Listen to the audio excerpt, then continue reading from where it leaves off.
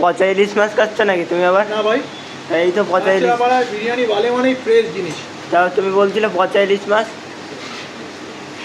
আমি বলিনি, দিদিকে আমি জিজ্ঞেস করছিলাম দিদি তুমি কি ইলিশ মাছ দাও, কারণ এখন তো বর্ষাকাল নয়। দিদি আমাকে বললো প্রত্যেক দিনের ইলিশ মাছ কিন্তু প্রত্যেক দিন আনা হয় বাজার থেকে। একবারের জন্য কিন্তু পচা ইলিশ মাছ আমি বলিনি।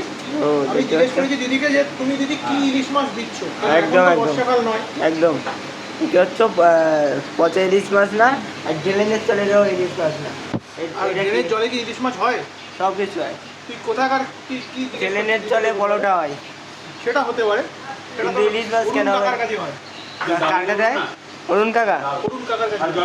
অরুণ কাকার দোকানে ড্রেনের চলতে বড়টা হয়। শীত আজকে প্রমাণ করে দিল, দেখতে পাচ্ছ? এই তো একদম। আর এটা কি ড্রেনের জলের কি ডাল?